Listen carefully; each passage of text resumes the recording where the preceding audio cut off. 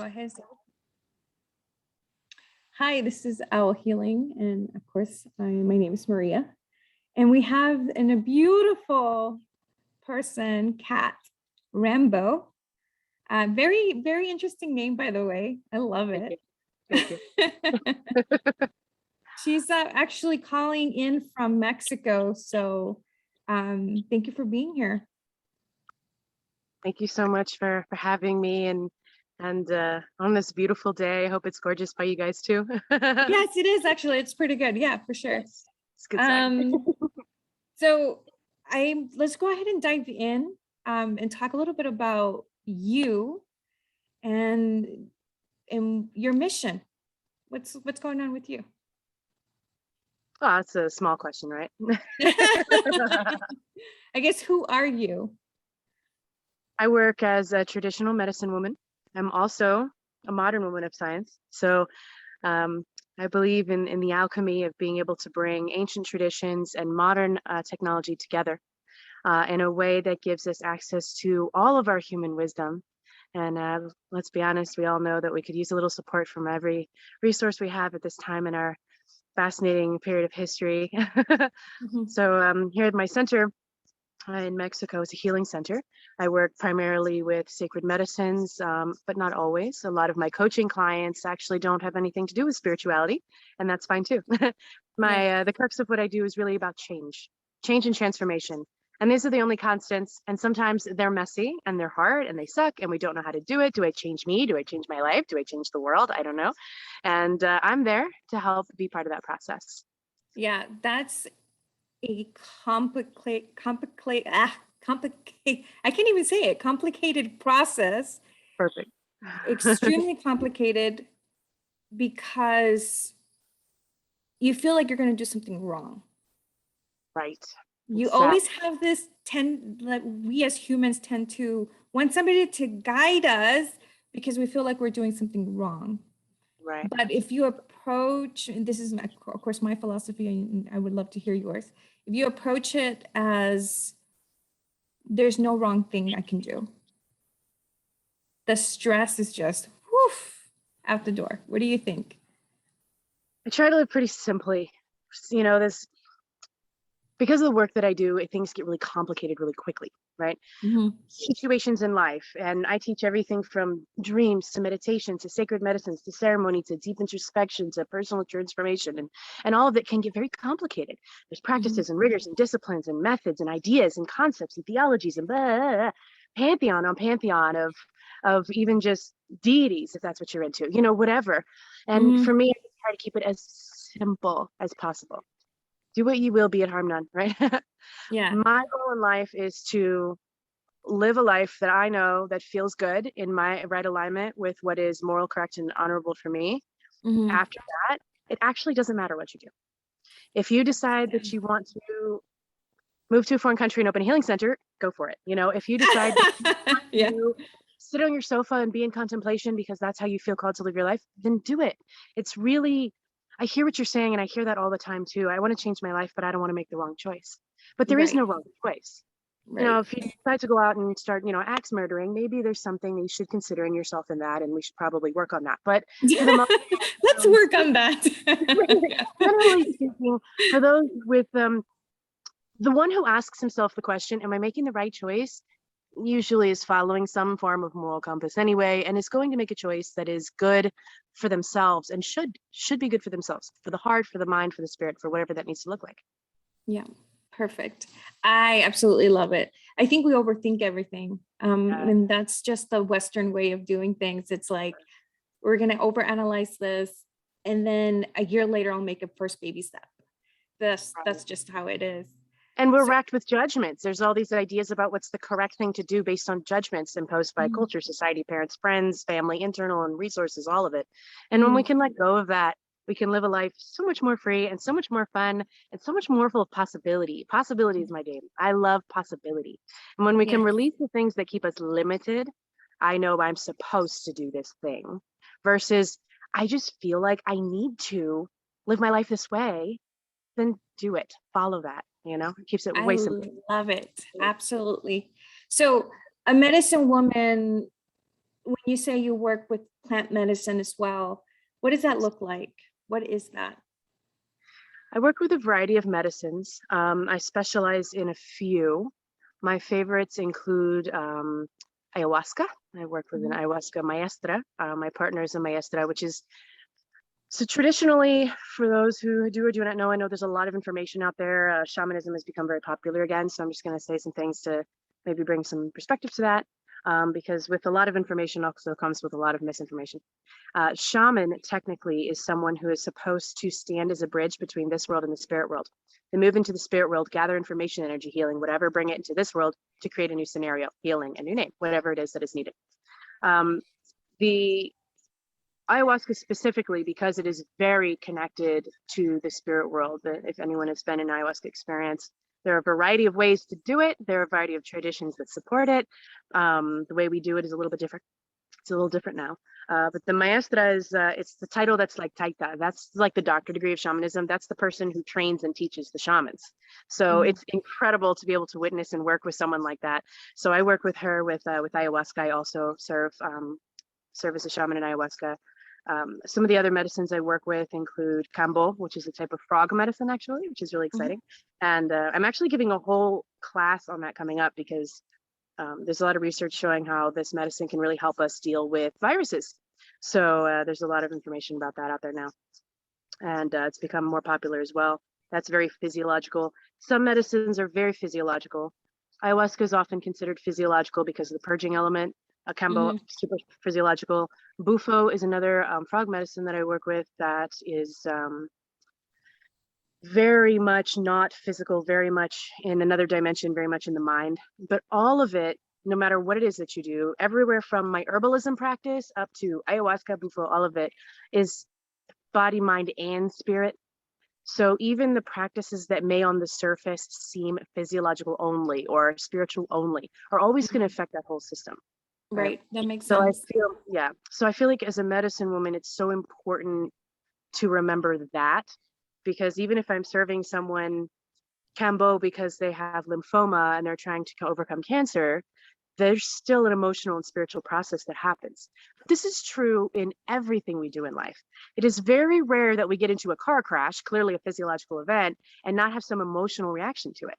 So there's Yep. always going to be a complete picture element in everything that we do. I think work like this just reminds us to be really clear about that, especially. Mhm. Does that make sense? That Mhm. answers your question? Oh yeah, no, it does. Okay. It's beautiful. It's absolutely beautiful. If you do energy work, Mm. you will affect our bodies. Yes. And it could be a delayed reaction where you're doing energy work today and then tomorrow you're emotional. Yes. Or, Often that happens. yes. Yes. So it just makes perfect sense that Mhm. that type of medicine is going to affect all bodies at different Right. times or at the same time. It depends on the person, obviously. And medicine can be a physiological thing, can be emotional thing, can be laughter. Laughter is amazing medicine, and we say that all the Mhm. time, and we forget how true it really is, right? Yeah. But even something so simple, like a couple days ago, I did a clarity ceremony. It's a ceremony method I've invented just because I Yeah. really like those medicines. Here in Mexico, marijuana has been legalized across the board. Mhm. So whether it's recreational or medicinal, it doesn't matter. Finally, it took long enough, and only anyway. So it was nice to finally just be over with that. And Yeah. so I've been teaching a clarity ceremony that has to do with praying with cannabis, right? Mhm. How to really leverage this totally underappreciated, totally overabused, beautiful sacred medicine. Mhm. And so for me, that process is not even just about the medicine itself. It's about looking around in your life and seeing where is there medicine that I've not been appreciating?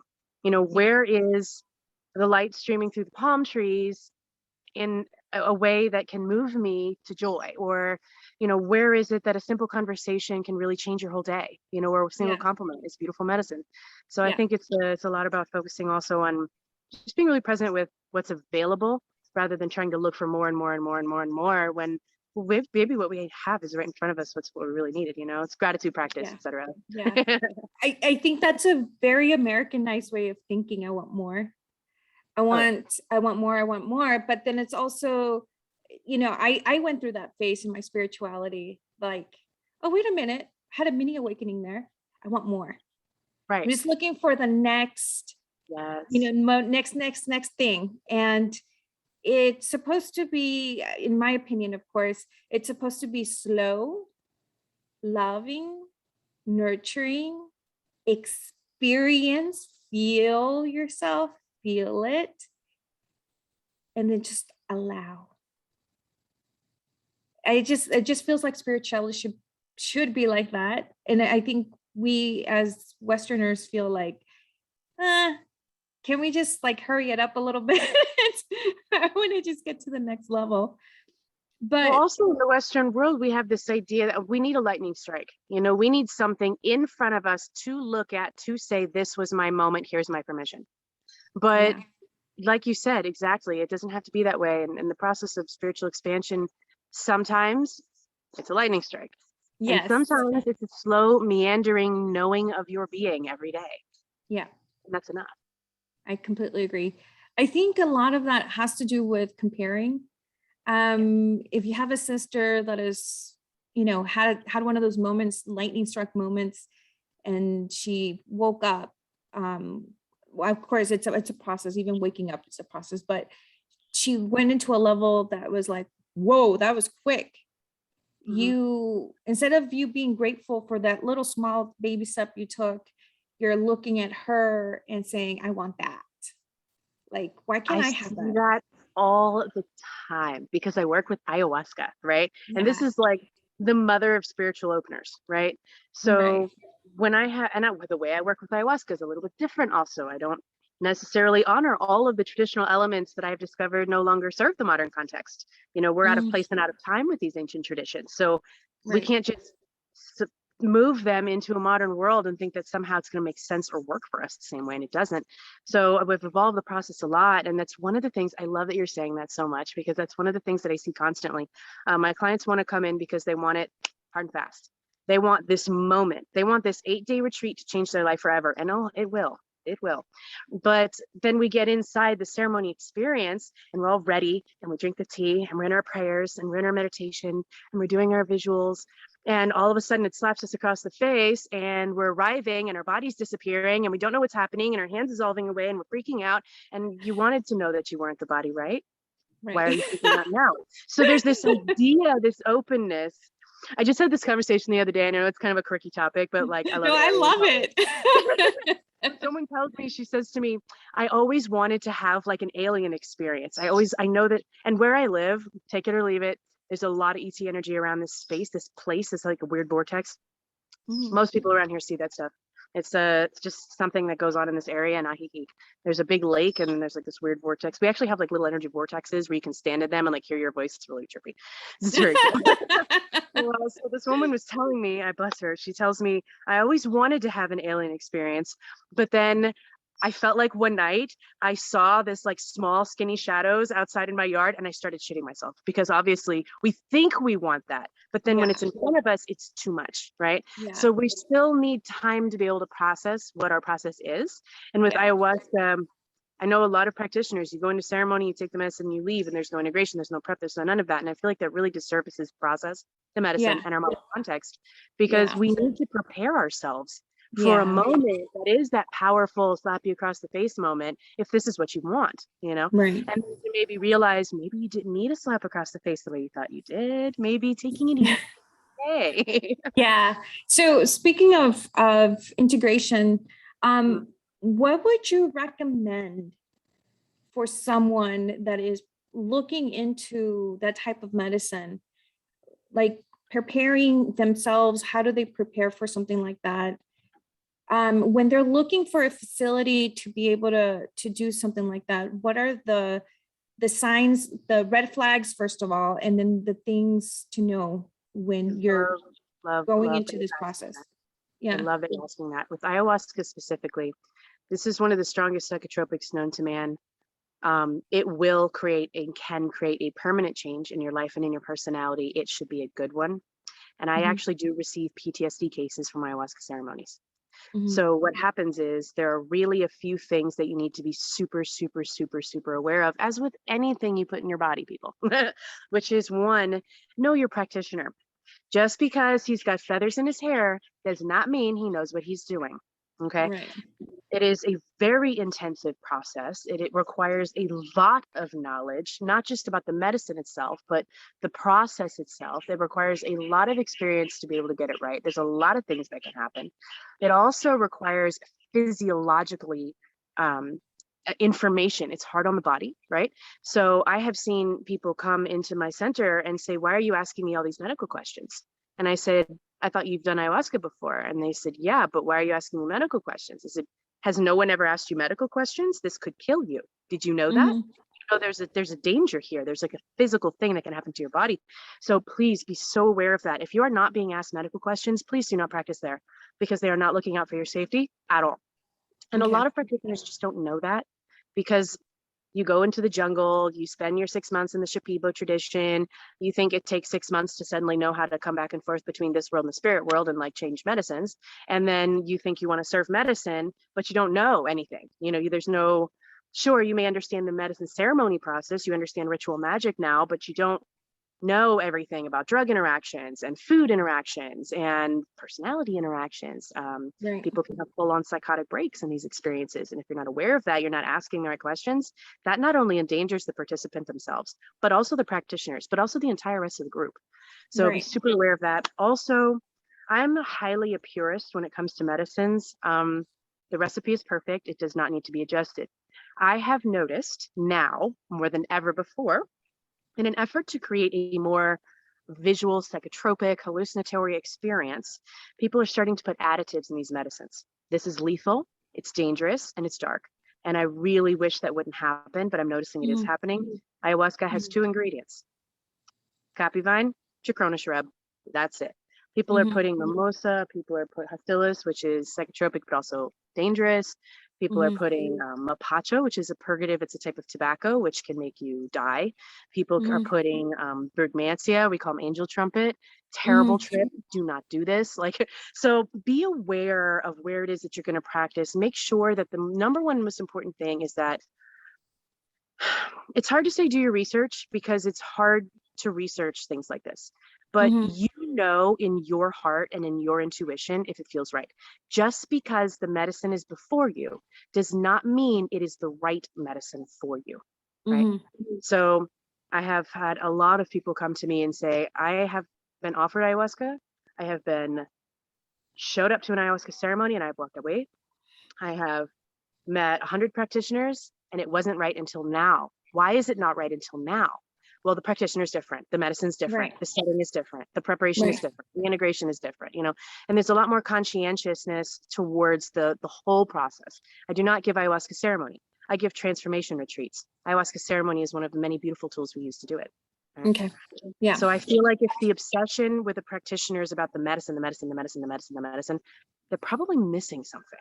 And Okay. a lot of times that's just also part of the medicine journey. We become Mm-hmm. very committed and obsessed to the actual medicines themselves, but we Mm-hmm. forget what the point is. And so if we can not lose sight of that, if you're speaking to a practitioner and you're not sure if this is someone you should practice with, if you're asking the question, you already know the answer, please trust your intuition. That intuition is what brings you to the medicine in the first place. Trust Right. me, right now at this day and age, it is not the only ayahuasca practitioner you will find. They are Yeah. everywhere. So you Yeah. look me up online, dude. I mean, they're everywhere. You know what I Yeah. mean? So So just trust that intuition. It's so important. I agree completely, 100%. So getting to know the practitioner, what is your tradition that you follow? What is your belief in spirituality? So what is spirituality for you? And what is your motto? Oh, I like that. Love is not suffering. So traditionally, you will not speak to your shaman. Normally, that's not what would happen. You go in, you do your work, you leave. You don't, even if you go into a retreat program, the likelihood of actually speaking to the shaman themselves is very low. Oftentimes they don't speak the same language. I feel really happy that I can speak at least a couple of words in a few languages, to make that process easier. But it's very unusual actually to speak to a shaman at all. So whomever it is that you're speaking with is whomever it is you're going to be interfacing with. Asking about philosophy matters. In traditional shamanism, suffering is important. You're supposed to be broken down into something. so that you can be left nothing, so that you can die, so that you can be reborn anew. I have discovered over the many moons of my work that that's actually not completely necessary. So my philosophy, my motto would be that spirituality is an effort to know thyself, right? And to know that version of yourself, that part of yourself that's not just the physical experience. So we are a body, we are life, we have a name, we're a person, blah. All of this is just a very small part. And I know that you're with me on this, Maria. I know that. And that's just a very small part of who we really are and what our experience really is. And the more we acknowledge that, then that is that. And spirituality, if you want to know if you're evolving spiritually, ask yourself if you're happy. Because joy is the greatest expression of God in your life. Like, that's it. It's joy. It's really simple. It really is that simple. Are you happy? If you're really, really not happy, work on your spirituality. If you're really, really happy, love your spirituality. Yeah. So in my philosophy, I have found that it is, okay, so I'm going to tell you a little bit about a process. Maybe that'll help you. Sure. Maybe that'll help you with the question. Yeah. All traditional healing, and that's ancient shamanism to modern psychotherapy, asks you to go through your process, to relive your experience in order to come out on the other side, with a new perspective. For example, you're laid on the sofa and the guy with the clipboard says, tell me when it all began. And you say, oh, well, it all started back when I was 5 years old and my mom said this thing to me and I've just been an asshole ever since. And like, that's how it is. And, we have to like relive this moment that the kid pushed us on the playground in order to come to the other side of it. But then you have to relive your whole process again. And you don't even know all the stuff that we went through. Do you remember what it was like when you were 18 months old? Probably not. I know. Right? No. Do you remember what happened to you when you were 6 months old and something happened that created a memory and an emotion that you really can't access because you were 6 months old and you're not even in the same like cognitive space? Or sometimes what happens is people come into this life with baggage from other lifetimes. So how are you supposed to process those memories? Like, that doesn't make any sense. I do past life regressions. That can only help so much. It's an amazing practice. I love it. But in the end, when you really want like a full healing, and this is what I do now with ayahuasca ceremony, as with any healing process ever, modern psychotherapy, all of it, you go through each issue one at a time. It's like a Rolodex. Is that outdated? Does anyone use a Rolodex anymore? I don't even know what it is. It's a box with cards in it, and the cards have your contacts. All right. Okay. So you're going through your like folio of each issue: sexual trauma here, abuse there, relationship problem there, mom said this thing there, bad life story there, jealous of brother there, like up one at a time. Or you throw out the whole Rolodex. You get rid of the whole folio, and you realize all of it's just stories. So you don't need any of it anymore at all. Anyway. And it can be done. So instead of going ceremony after ceremony after ceremony, after past life regression, after psychotherapy session, after deep introspective meditation, after, to go through each individual, digging deep, cycling back around in that spiral of healing again and again and again, to carve away again and again and again at the same shit. Or, which is what I do with my work now, I thought, there's gotta be a faster, smarter, better way. And is it a shortcut if it bypasses the journey? And the answer I've discovered, because I really had to ask myself this, I work with hypnosis too. So the question is, if you can still get those inner resources, does it matter how you got them? If you still feel confident, does it matter if it took you 6 years to do it, or does it matter if it took you 6 minutes to do it, if you get to feel confident today? Right?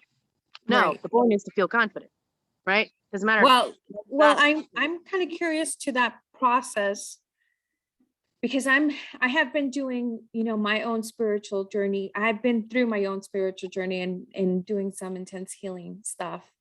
And within my meditations, I saw myself as a soul coming into my baby form, into my mother's womb. Love it. And I almost changed my mind to come fully in. But at that moment, I saw in my meditation, a part of me left. And when I was born, I remember seeing the commotion around me, the confusion, and it was extremely uncomfortable. Of course. But at that moment, I pushed my mom away. Like, I didn't have that. I wasn't whole at that moment. So I remember that. I remember a lot of things within my journey, even when they say, are you ready to go back? And I'm just like, I don't know if I'm ready to go back. but what I've noticed with myself is when I get triggered, right? When I get triggered, I do a forgiveness process. Beautiful. And I allow myself, I see myself and I allow that energy to dissipate from me, like just to be released. And it feels to me that I feel more grounded and more whole as I continue to forgive. Love it. But I also noticed that in the work that I do, I also help other people do the same thing. When they're trying to rush the process, eventually it comes back. Right. Of course. So how do you deal with that part Love of that. it? So the crux really of what I try to achieve in a ceremony setting. Now, keep in mind, ceremony setting is also a little bit different than, for example, my regular coaching practice, right? Where we kind of have to go through stuff a little bit, because that's also where perspective comes from. It's there too. And it's not that somehow one or the better is worse or the other. It's really about what is needed at the moment, right? But I know in a ceremony setting, my goal is for all of us, instead of reliving all of our experiences and traumas and life stories, to get straight up into our higher self. Because when you're in that space of higher self, that multidimensional, see not just this life, but all the lives, like type of process, then you can look down and realize that it's not that each of the experiences are irrelevant. It's that they don't have the same grip on our emotions as they used to. So I can look at a book on a shelf and say, that was a good story. I'm going to go to the bathroom now, or I can see this book on this shelf and like, oh, that title, man, it just, every time I see it, it does something to me, so it's the attachment to it. So when we are looking at it from a totally higher perspective, the attachment to all the scenarios change, because the attachment to life experience in general changes. Now, that said, we are living lives, right? So it is helpful often to constantly be evaluating where it is that we're having those experiences. For example, if we're triggered by something, or if we notice that we're making choices out of experiences, not out of freedom, right? We do it all the time. And we like to think we're making choices, but the truth is we're not making choices. We're making reactions, right? So when we do all the right things, we think about it and we consider it, and we make our plans and we think we're making choices, but really we're making reactions, right? So in order to, I think, release, I love what you said about your forgiveness practice, because honestly, forgiveness is so powerful. If I could give any two things to anyone in the entire world, it's forgiveness, one, right? And gratitude, the other. It's really that bloody simple. It doesn't have to be so complicated. But I also noticed that when one of the practices that maybe I'll share a practice with you. Would you like that? Yeah, that'd be great. So it's one of my favorite practices with my clients is when they're dealing with a heavy emotion, a scenario or whatever. And there's so many thousand tools. I'm trying steadily at the behest of my clients to put them on YouTube. It's a slow process. little tidbits of tools and practices, because they work. They work. And one of the things I like is to acknowledge where the benefit and the blessing is in a situation that seems difficult. So for example, to have a hard experience, one of my clients, she won't mind if I tell you her story. I love her. So she tells me that her son didn't get into the school she wanted him to get into. He's young. He wanted to go into some school, some fancy school. And she was absolutely beside herself that he couldn't get into this school, this private school. The test wasn't high enough, blah, blah, blah. So she couldn't handle it. She called me for her crisis call. All my clients have a crisis call. She called me. She said, Kat, I can't do it. My kid didn't get into the school. Everything's over. My life has changed forever. So I told her, where's the benefit? She goes, there is no benefit. This is the worst thing that could have happened. I said, okay. So instead, your child is going to go into a public school where he will have access to more clubs, more diversity, more friendships, more sports, more real world, by the way, life experiences than being in a small private school. And more scholarships, more universities, more things will open up for him, and he will have access to more and different kinds of people around him that can influence him and have a better connection with the real world and real social situations where he can really grow. That's a tremendous, powerful, beautiful benefit. So if we can focus on where the blessings are, use the forgiveness of the moment right? I can forgive this intense experience in order to get over how I feel right now, just enough so that I can be in gratitude for what Yeah. this could be. You open up Yeah. possibility rather than being stuck inside a current reality. The reality is I didn't get my kid into the school. The possibility is, well, maybe something amazing is going to happen. Maybe he's not really the artist that you think he is. Maybe he's really an engineer and he needs to go to this tech school. You know what I mean? Right. Right. So there's always options and possibilities. And I think sometimes when things happen, we have this tendency to think that it's not right. It's not the way we want it.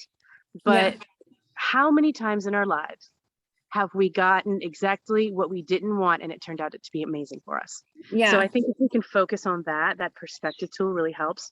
Uh-huh. One of my favorite practices with to deal with like emotions in the body, especially when we're feeling triggered, is to take a deep breath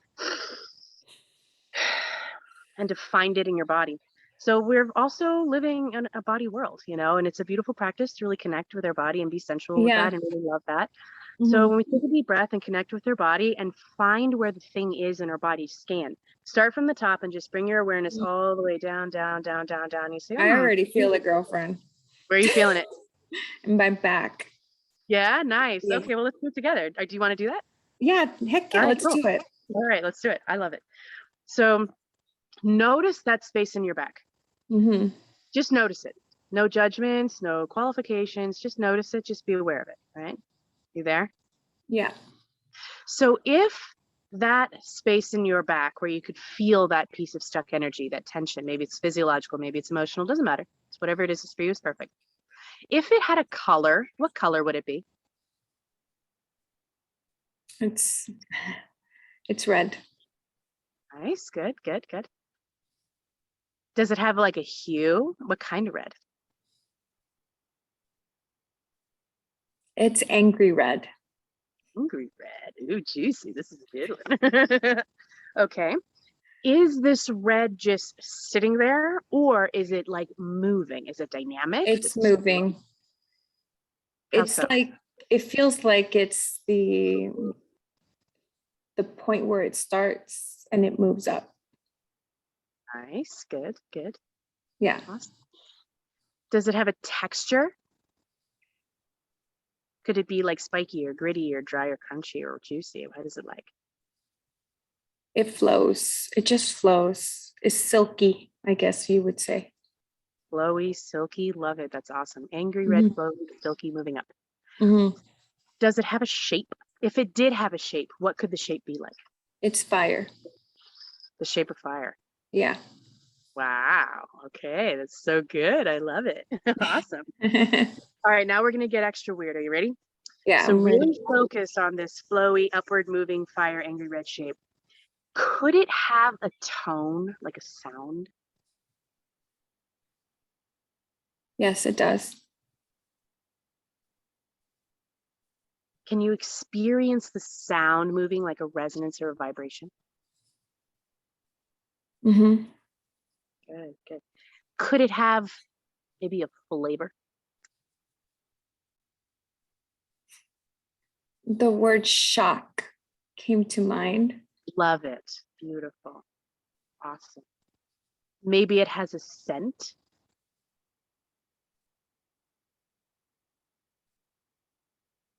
And I can't, that's like the clairvoyance that I don't practice very often. I can't smell anything. That's all right. It's just about exploring. It doesn't have to be one way or another. If there's an answer, there's not an answer. It doesn't matter. It's just Mm-hmm. about the awareness, right? So now that you have this thing so super refined into a physical entity that is not you, it is its own entity now. Mm-hmm. Now we can do something with that. You can ask it a question. Why are you here? Accept your energy. Accept yourself. Good. So you can ask it questions. You can ask it for clarity. You can ask it for what it wants. My favorite thing to do is just to start working with it instead. So if you can take your hands and imagine a big ball of white light between them. Maybe it comes from your heart, maybe it comes from source, maybe it comes from Pachamama, whatever makes you feel good, where Mm-hmm. you source your energy from. And just notice this big white energy there, and Mm-hmm. notice that it's healing. Notice that it's whole and it's whole and it's whole and it's perfect and it's Mm-hmm. happy and it's healthy and it's whole. And it comes from wherever you source your energy from. And then take this energy with your hands and bring it to that space and feel that energy in your hands, that ball of energy. Feel it move towards the entity you've created, this red, flaming, acrid thing.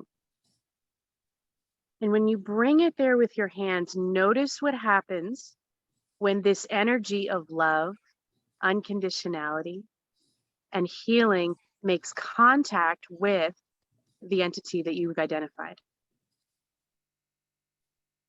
It just became ice. Beautiful. Cooled right down, didn't it? Yeah. Nice.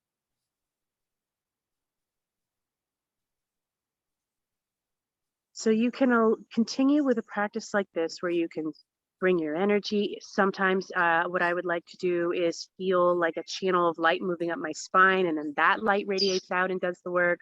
Mm-hmm. Sometimes I feel like my heart opens and that does the work. Sometimes I have Mm-hmm. my hands and I see the ball of light and I put it wherever it needs to go. However it is Mm-hmm. that feels for you at the time, that's perfect.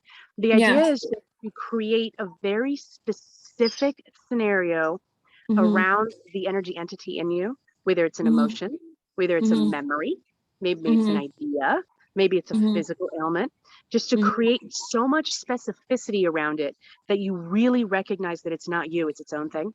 And then Yeah. just get white light and see what happens for you. And do it all the time. Do it all the time, do it all the time until it goes away. Sometimes it's instant and it's gone. It turned to ice and it's gone forever and I no longer have to deal with this. Sometimes it takes a little work and you do it again and again and again every day for a while, you know? That's But I absolutely find that beautiful. visualizations like this really help us channel our energy, really acknowledge that our experiences are not us. Mm-hmm. They're part of our physical story, and that's okay. Mm-hmm. And it gives us a chance to really move that energy in a way that's fun and interesting and exciting. Yeah. So you told the story of your friend, Mm-hmm. and we've all gone through those moments where you think the world's going to end. Mm-hmm. How do you allow, or how do you help people help themselves by allowing them to drop the thing, the emergency, and come back and like Deep stay, breath. take a couple steps back? How do you do that? Because I know, especially being Hispanic, everything's an emergency. Of course. Um, how do you help people put it down? Whatever that Panic is. comes from myopia, right? So what that means is when we're very in the experience, this is like the whole world right here, right? So how do we get out of it? So the way that I do that with my clients is one, breathe, first of all. Long, slow, deep breaths. Count to 4, hold, count to 4, hold, count to 4, hold, right? And then when you chill out just a little bit, start reaching for the world around you. The world is a beautiful place. Touch your toes. Notice how they feel. Maybe I need a pedicure. I don't know. Touch your skin. Give yourself a hug and say, I love you. I hear you. I see you. I love you. It's okay. We got this. It's okay. I'm there with you. And feel your skin, you know, sniff something. You know, maybe you like essential oils. Maybe you like fresh baked cookies. Maybe, you know, you're in a drug stop bathroom. I don't know. Just sniff something. Yeah. So Get you're yourself trying. get yourself into the sensory world a little bit to ground Okay. yourself a little bit, because when Oh, we're very in a crisis, we're very inside our own crisis. Get yourself out of your body a little bit into the physical space of the world around you, because it broadens your perspective. The whole world is not this crisis because there's also a lizard over there and I want to go touch the lizard, and the lizard's going to help me feel more grounded because the lizard's outside of me, and that's okay because the world goes on outside of me. yeah. And then really start broadening that perspective. So when you can make physical contact with the world and use the world, use the body, it's there to love you, it's there to help you, it's not evil somehow. The world of the material is not somehow anti-world of spirit. It's part of the story. So leverage that, leverage it, let it help you, and connect with the world around you. Go outside, put your feet in the grass. Mhm. That's really helpful. Just put your feet in the grass, feel the sun on your face. Don't just notice it, but feel it. How does it feel? Ask yourself that. And then when you can sort of connect with your outside world a little bit more, you can get out of your own like panic a little bit. Yeah. Take deep breaths and then start asking yourself perspective questions. Okay, what could be the blessing of this? Well, nothing. Ah. Sometimes it is hard to see the It is. blessings and things. Yeah, for sure. But when we condition ourselves for gratitude, when we condition ourselves for blessings all the time, our mind will automatically make that process easier for us. So the best thing we can do for ourselves in a crisis is having prepared for the crisis. It's not that the spiritual experiences are there when things are easy. They're there for us to support us when things are hard. And Yeah. look, I can straight up tell you that I'm not talking out of my ass here. I just went through a powerful transformation in my life. My partner just had major back surgery at the same time as I found out that I have to relocate my center because the villa got sold. My whole facility just got sold out from under me after I dumped everything I had left into a marketing effort. And then I got COVID. Like, it couldn't even work. Like, everything came apart, everything. Suddenly I had nothing left. No home, no business, no work. Can't help my partner, can't take care of myself, can't take care of my family, can't support my life.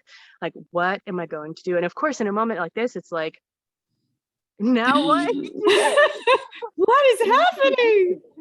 I can panic and freak out and become angry, or I can realize that in the end, I'm going to look back 10 years from now and laugh. So I use the rule of threes. In 3 minutes, will I care? In 3 weeks, will I care? In 3 months, will I even remember? And in 3 years, will I look back and laugh? Yeah. And if I can answer just yes to any of those questions, if I can say, yeah, in 3 years, I'm going to look back and say, what a trip, then I can laugh now. And that breaks the tension right away. And it creates a space for creativity where you can start finding solutions, where you can start relaxing and just figuring it out, as opposed to freaking out, which is totally different process. So now that you are shifting your reality, where everybody's doing everything online, is that what you're currently doing now? So I started the whole online thing process like years ago and did absolutely nothing with it because, well, then I had a wellness center and I had all this going on and it was wonderful, living my great life, doing ceremony, right? Yeah. And living my dream, traveling and having great, and building something amazing. But then when everything shifted in that, and trust me, honey, trying to run a healing center in the height of a pandemic, I know I got what it takes. I feel fully good about that process for myself. I'm good.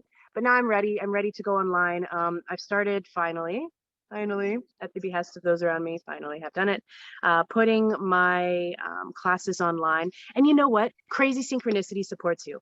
Always, when you are in a space of clarity, and you know this, Maria, I know it. When you are in a space of clarity, things just work. So I sat there to myself and I said, well, guess it's time to get online. Finally, it has happened. I'm about to be out of a location, so it's time to get online. And I swear to you, I thought to myself, but it's such a pain in the ass.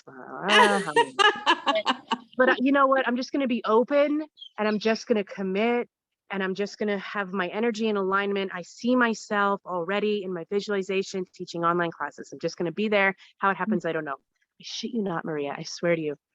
Like 3 hours later, I got a message from this woman who I've come to absolutely adore, by the way, which is great. I love what happens, who is working on basically like Udemy, but live. She's literally doing all of the work so that experts can just put their classes online and be hosted. And I thought to myself, well, that saves me hours and hours and hours and hours and hours of doing something I didn't want to do. And now I just get to share the fun stuff. I get to just teach. So for the remainder of my time here, I'm going to be doing my workshops as usual, but I'm also going to be putting them online so that whoever sees them online can ask questions and they can participate. And it'll be just like being in a live class, but online. So I'm super excited for me, which is amazing. I don't even have to do anything for it. I just name of the description of the event and I'm very excited about it, which is what's doing anyway. Speaking of which, what's coming up for you? I'm so excited.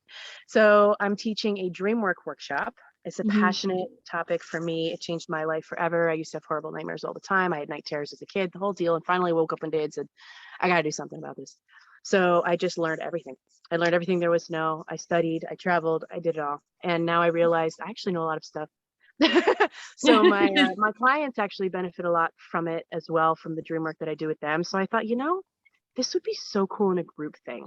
So I'm doing a 2-hour dream work workshop. We're going to talk about everything from different traditions from around the world, different practices, how to have dreams, how to remember your dreams more often, what to do with them when you do remember, how to interpret Mhm. them. I know we were on the phone in the middle of the night last night talking about dream My interpretation. dream. It was amazing. That makes me super happy. I love it. It's a topic And I'm I really did passionate sign about. up, by the way. I did sign You up for did? her class. I did. Oh, I'm so excited. Yay. I can't wait. I'm super stoked. I'm super stoked. So it's going to be like half live and half online live. I'm really excited to see how this works out. And then Yeah. after that, I have another class where I'm going to be teaching about Kambo, the sacred frog medicine, the Mhm. detoxer. It's becoming really popular, and I just think there needs to be more information out there. And Mhm. because I am an alchemist, to me, it's about the old and the new together. I want Mhm. to talk a lot about the science, the body, like what it does physiologically. It turns out that not only does it help with cancer and thyroid issues and all kinds of things, but Mhm. it also may really help us during this time of COVID. So I'm using it now in an effort to help with the COVID cases around here. And it's turned out to be highly effective. So I really want to talk about that. I think we need it. It's timely and it's here to support us. So I'm going to give a talk about that as well. And then after that, I think is a meditation methods class. I We did. all I did know, see that. Yeah. we all know the benefits of meditation, but let's Oh be yeah. honest, it Trust gets me. boring. It gets boring and it's hard. But that's only because we're using methods that are outdated. Yeah. We don't get to sit for 40 years in a monastery with their legs crossed eating rice. Like, come on, it's the Yeah. modern world. Let's make it interesting. Let's make it fun. And let's really leverage the benefits available to us. Proper meditation methods can give us everything from peace to psychic skills. And Yeah. we're not tapping into it just because we don't know that there's other ways. You don't just Yeah. sit there and clear your mind. Like, that's Yeah. impossible. I have a difficult time sitting down and doing it. I have to be doing something, Right. and Exactly. It's boring. information just taps in. Yeah. But we Are can you we can guys? access a lot. So I'm really excited about that. And I think after that I might do another medicines lecture, something else. I don't know. There's a bunch of stuff coming up. I'm super excited. That's awesome. Are you guys going to stay in Mexico? Because my partner just had back surgery, I have to. I can't go far. She can't get in a car. So we're Mhm. gonna be in town here in Ajijic for a little while, which is great because this place is adorable. I love it. Yeah. And it's safe, it's sweet, the food's really good. I like that. Yeah, of So, course. yeah, it's really beautiful here. So I will be here for a few months at least, probably teaching at because that's how it happens. I suddenly got involved with a couple of community centers asking Mhm. me to help them raise a community center, and I do know that. So Yeah. I'm going to go do that. Yeah. I will be busy always. So let me ask you, because time's almost running out. Oh, no. Um, Let me ask you a couple of questions real quick. First, what book would you recommend for someone just starting off in their spiritual journey? Wow. Second is, what practice do you recommend when you're doing self-love? What is a Love practice that. that you can recommend? Yes. So I actually just got COVID, right? A while ago. So I actually wrote for myself a list of some self-care practices, because it's one thing to know I know how to do that, but then not do it. It doesn't help anything, does it? So I actually realized I wasn't self-motivating. So I wrote a list. So Mhm. now every day I go and I pick one thing to check off the list to do. So self-care practices, energy healing and visualization, kind of like the process that we just went through together. Mhm. Um, tapping, right? And also crossing my sternum, so that's where you break up your white blood cells. Um, meditation practices of all varieties. There are so many Mhm. available. I'm really excited to teach that class about it. Lymph massage. It's terribly underappreciated, but it's really good for your body. We almost never move our lymph system unless we're engaged in a lot of like Kundalini yoga or like this.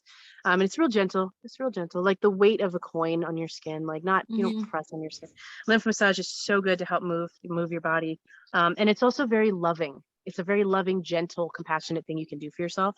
And Mhm. self-love really should be loving and compassionate. I also love a bath with candles and incense and Mhm. lights and all of that, and get romantic. get romantic with yourself. We want the world to be romantic towards us, but we can just enjoy romance at any moment with ourselves. And I feel like what that does for our spirit is so good. So I highly recommend self-romance. Oils, massage with essential oils. I always leave the caveat, please do not put essential oils directly on your skin. But other than that, they're great for so many things. I do steam baths. I have actually a YouTube video about it where you make a pot with herbs in it and you hover over the pot and you huff the herbs, and it helps with lung health and all kinds of other sinus issues. Tea, I'm an herbalist, so I make a lot of tea. Food is a huge act of self-care. And when we're really conscientious about how it is that we care for our bodies, and it's not about being a tyrant about it either. Yes, the juices, yes, the smoothies, yes, the chia seeds, but you know, if what makes you feel really whole, nourished, happy, and joyful right now is a slice of pizza, then balance in all things, people. Enjoy a slice of pizza, you know? Yeah. Also prayer. I pray a lot. You know, obviously this is my work, so I do that. I also practice a lot of qigong. So I do a lot of energy like qigong work, and prayer helps. And there's a lot of misconceptions too about what prayer is like. And you know, of course, you sit in stillness and like, oh, you know. Honestly, my prayer sometimes looks like straight up begging. It's not cute, but it always works. Please, God, help me. Please help me. God, help me, please. Like, and gratitude. And, you know, I was sick as shit and I was like not functioning and I was really sick. And I thought to myself, well, I did want some time to rest. Yeah, exactly. It always happens that way. Yeah. So a book real quick before we go. Books. I like old school stuff. I read like the Tao Te Ching and like that kind of stuff, you know, but for someone who's just starting out, honestly, one of my favorites to recommend is actually Four Agreements. And I know that sounds like, you know, a primer, it's not really about spirituality, but I find that any opportunity that we spend in awareness of our own self and the way we interact with others is always going to change our relationship with our sense of spirit as well. So anything that has to do with that, love languages, books, I also like anything written by Esther Hicks, basically. I like Asking It Is Given is great. I like Seth Speaks, which is a channeled work that's awesome. I often refer to the Course in Miracles also. I know you're into that as well, Maria. I like also Disappearance of the Universe. If you haven't read Gary Bernard's book, that's awesome. Okay, yes. But also, you like everything. And anything that has to do with knowing your own mind, you know, which I think is so essential. Yeah. Perfect. Thank you so much for being a part of this podcast. I would love if you could send me just your links for all of your stuff, your YouTube, your website, your classes where they could see what's going on there as well. And pretty easy to find online. Cat Rambo, CATRAMBO. I usually use Cat Rambo Medicine Woman. So YouTube, Cat Rambo Medicine Woman. My website is cat-rambo.com. I keep it really simple. Okay. How about your classes? What's that? Your classes. So the website's being renovated. cat-rambo.com should have them. Okay. But if not, then if you find me on YouTube, just send me a message. I put everything up on YouTube. Perfect. All right, sweetie, sending you tons of love. And it was really nice being here with you, even though you're in Mexico. Wish I was there, actually. So pretty. But I really enjoyed this conversation. It was very helpful. And thank you. Thank you so much, Maria. I love your project so much, and let me know what it is that I can do to encourage and support your work. I love what you're doing. I love what you're about, and I'm so grateful to be able to spend this time with you and share with you, and let me know whatever it is that we can do to grow together and to see your amazing work become a bright light in the world as it should be. Yay, thank you. I'm getting all sorts of goosebumps. You're gonna make me cry. Good. Awesome, perfect. Good. Bye.